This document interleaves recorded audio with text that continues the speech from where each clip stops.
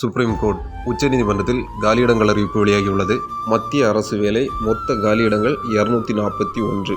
Name of the posting junior court assistant.